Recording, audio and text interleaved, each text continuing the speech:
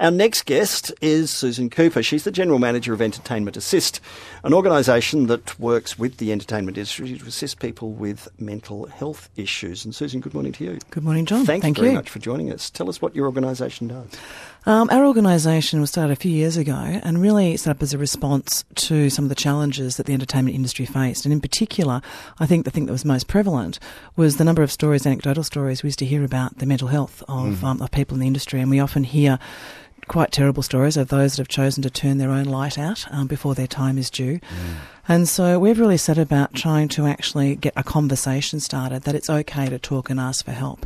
And the way that we've done that is that, and to make people take notice, is that realising that there actually was never a study or any research done on the impact the entertainment industry actually has on its people. So we went out and looked worldwide, and there were very few studies, and so we've set about doing a well-first study across all sectors of our industry. So that's really interesting because people often look at performers as being the primary people because they're in the spotlight, but we have a lot of people with black T-shirts on that sit in the background. All and the crew, lighting, roadies, and it's probably 5 to 1 as far as backstage to Who on work stage. Incredibly hard too. And crazy hours, that's right. And so it was really interesting for us to actually do a study across our whole industry. We had nearly 3,000 people respond to a survey across all sectors across Australia. And yesterday we actually just launched the findings of that study. And they are, in a nutshell? Well, pretty amazing and quite sad. Our suicide rate is more than double that of the Australian population. Depression is 5 times that of the Australian population. Anxiety up to 10 times that of the population. 68% of performers earn less than the minimum wage of $30,000 a year. It's quite phenomenal. I mean, 48% are all shift workers compared to 16% of the general population. And so that presents problems as far as social networks, families and all the bits that go with it. So, yeah, it's pretty challenging stuff. And we all think, though, that it's glamorous. And that's what's really interesting about it, because it has to be. I mean, and what's really interesting, and Greg and Geraldine will understand this, is that there is such passion in the industry, and there's such pride that goes with that. And depending whether you're on stage or in front of the camera compared to being behind it, it's the same level of passion and pride. And that's the stuff that drives people, And so that's why we get this, as the general public, we get this view that, it's all gorgeous and glamorous and fantastic and marvellous, because that's what we want to show the general public. That's why I get goosebumps, actually. That's why we do what we do. I'm a bit of a softie with all this kind of stuff. We rarely, when I say we, I mean, people in that industry also rarely complain, because when you are talking to the media or whatever, it's usually because you're working and you'll be doing something you're really proud of and excited by. So you don't choose to use that time going, and in the downtime it's really tough. You just go, it's so exciting and it's great and we're really happy, and Geraldine and I haven't worked together since 1998, and so I guess people do probably assume that it's always like that and that you're always having a great time.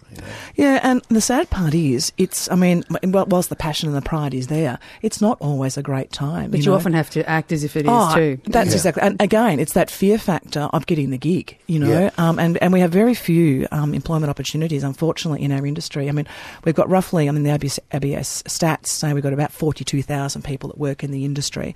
Well, there's certainly not that number of jobs going around, and I think there's about 5% of people in work at any one time. So it's very competitive. And with that, unfortunately, there are some dark sides as far as there is bullying, there's sexual harassment. Sure. There's a lot of stuff that goes on as far as people being absolutely afraid to talk about challenges for fear of not getting the next gig. Well, it's interesting you say that about not talking. Like, I've done quite a few gigs in the last, say, year or whatever for various employment. Like I did one called Mates in Construction, which was about raising awareness of suicide in the construction industry, because, and I guess the cliche is, these guys are tough and blokey, yes. and therefore, they're not particularly used to talking about their feelings with each other. And, these people are saying, hey guys, talk about your feelings, get it out, and check with your mate how he's going and I've always assumed that being a performer, I'm an artist, and, we're really open about all that stuff. So, we wouldn't have that kind of problem in our industry, because we're all creatives and we all sit around and constantly talk about how we're feeling and what we're doing. But it's interesting that these stats are so high because... And again, you use the word creative. Now, okay, so to be in this industry, you are naturally, and all of us that work in this industry, we're all naturally creative. Mm-hmm. by very nature of being creative, we're all naturally sensitive because your creativity comes from a sense of sensitivity. Yeah. So what happens, you get creative, sensitive people and you throw them into the most cutthroat environment there is. And dear God, no wonder there's problems. I mean, it's a propensity for challenge. But the other thing as well is that you mentioned in your literature about how it's also getting the outside world to see it as a valuable profession in a way. So, I mean, I'll give you an example. I do day job work when I can. I've been looking for a long time, all that sort of stuff. I had somebody on the phone say to me, so this sole trader business, is that something you can see continuing into the future? I was like, yeah, I've just spent 10 years working as a cabaret artist. I think it is. Yeah, absolutely. And it's really interesting, Geraldine, in that the general public are an interesting collective for what it's worth, and we're all part of that. But I think the thing I find most fascinating, that as a civilization, we haven't evolved. I mean, I think back to Roman times, and the Colosseum was there, and when all the little general public would be all sitting down there, and the lions would come out, and the Christians would go in, and people would vote with their thumbs up or their thumbs down. It's still happening today. You can get an app for it now, then. Yeah, I know. Well, hey, John, there you go. But it's really happens quite at the Comics sad. Lounge every time I'm on. Yeah. But it's really quite sad in that we still, as an industry, respond to thumbs up and thumbs down. And it's certainly we're getting a lot more of that with reality TV shows and that kind of stuff, which unfortunately makes it a little bit nasty, and a bit more like lions and Christians being sort of eaten. But I find that sad, and it's also good for the general public to have an understanding that there is actually a price for what happens. You know, there is a cost for being entertained. And if we took that away, I think the best way of understanding the value of something, and Australia is an interesting beast in that, you know, the arts are still not way up there on our psyche, but, you know, the best way to show that is to say to someone, I'm going to take away the fact you're never going to be able to see another film or listen to music or go to the movie, or take a photo or choose what colour you're going to wear on your clothing or put a painting on your wall. I'm going to take all that away from you, and all of a sudden you see those little pouty bottom lips happen and go, oh, it does have an impact in my life, you know? Yeah, and I think often people don't realise that it is, and I'm not crying poor or anything like that, but I think often people don't realise it's a job. Like, a lot of people, you know, will say to me, I've been doing comedy for 30 years and acting for 40 or something. People say, oh, you know, will you come and do this gig for our company, like motorcar dealers or whatever. And I'll say, yeah, and I'll say, what sort of money are we talking about? You know, what sort of, and they're like, oh, that M word. Did you want money? And I'll be like, well, do you do your job for no money? And they're like, oh, no, but I mean, this isn't what you do. And they're actually astounded that it's what we do for a living. And what's also interesting now is that we're a highly educated industry. I mean, many gazillions of years ago, sure, people might drop out of school and go in a band or whatever it is. But the majority of our industry, in front of and behind the camera or the curtain, are tertiary educated. And that's quite phenomenal. So there's been a marked change. But it's also going to be interesting that and certainly the work that Entertainment Assist is doing is looking towards that sense of generational change, so that, you know, people can actually start to think, I mean, we can't look at the poor fellow that's sitting with a bottle in his hand at the end. I mean, it's gone too far. We need to start from the beginning. And, you know, essentially looking at with the educational institutions, if most of these people are going through educational institutions, that they're trained up to understand that, to talk to people about their mental health, that there's going to be downtimes, there's going to be times where the money's not going to be happening.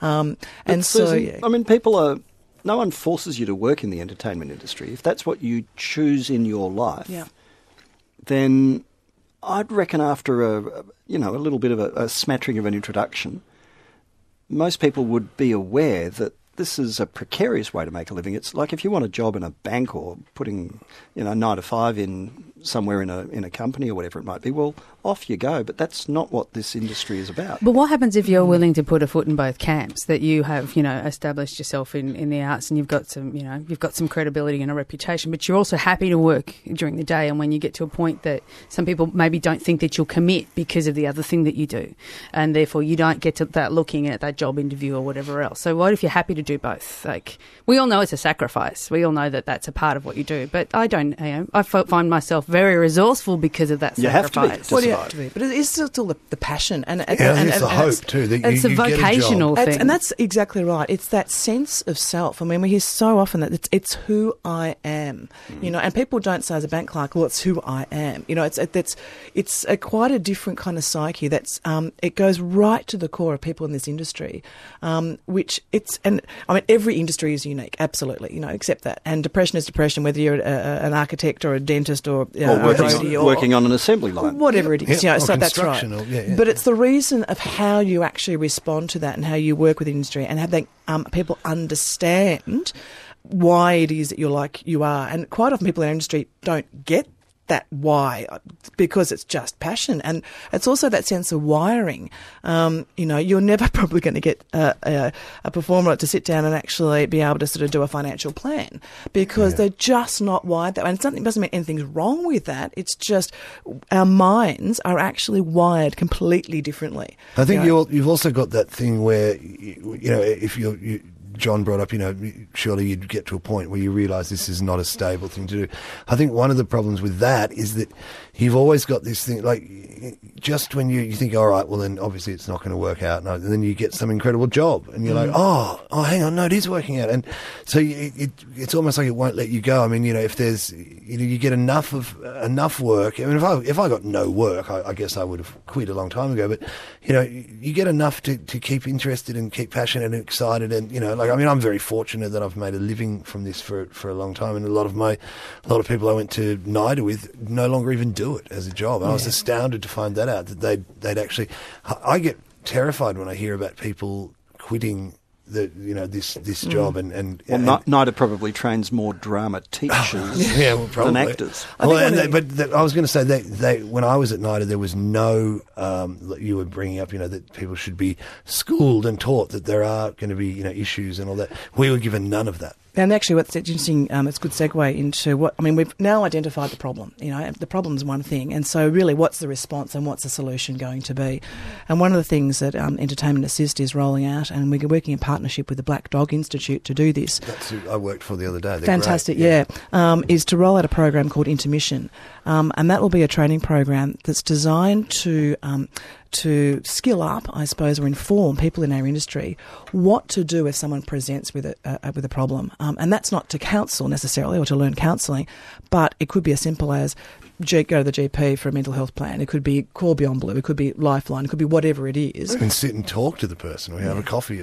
So on Monday the 21st of September, you have stars of the entertainment industry come together at Her Majesty's? It's amazing. And really, as a result of this research, the industry has gone, enough is enough. And a gorgeous man by the name of Matt Henderson, who's the current production stage manager for Lion King, has pretty much got the industry fired up, and the industry are taking a very public stand, and people from musical theatre to the Oz Ballet to... And he's done this primarily because of losing friends, hasn't he? Matt lost, three close friends within 30 hours, and he makes the comment that once upon a time it was once every few years, and then it became once a year, and then maybe twice a year. And, and in March he lost 3 friends in 30 hours. 30 hours. It was a very moving article. And came to see me. And so Monday the 21st of September, Her Majesty's Theatre. It's going to be the most incredible lineup of people. For the general public, I encourage you to come along. You'll get a bit of a snapshot, not only for awesome entertainment, but you'll get a bit of a look into the other side of the industry. And I think that'd be really useful for industry members. Got to be there. We'll have Michael Carr. Greg will also be talking to Lucinda Sharp as well. So we'll be talking through lots and lots of things. Monday night, the 21st of September at Her Majesty's Theatre, hosted by Julia Zamiro. It's raising funds for the Entertainment Industry Mental Health Awareness Campaign. And Susan Cooper, General Manager of Entertainment Assist, is inviting you to come to Out From Under, Monday, 21 September at Her Majesty's Theatre. Right. I think you should take a leaf out of organised sport and you should start. Her Majesty's could be sponsored by a telecommunications company. Individual performers could be wearing shirts with different logos on them. Yeah, nice. You could have betting on whether or not someone's able to get to all about. You could imagine that instead of Les Mis or something, or Lion King. There you go. All about the gambling. As long as you don't upset the gambling. Online gambling, mobile phone gambling. I think you could get right into it. Geraldine people Quinn, throwing shows then. Geraldine Quinn, meanwhile, inviting you to see her show at the North Melbourne Town Hall, Modern Day Maiden Aunt. Or Are You Pretty Things? Channeling her inner Bowie. Thank you, Geraldine. And Greg Fleet's book, These Things Happen. This has been The Conversation Hour on your ABC.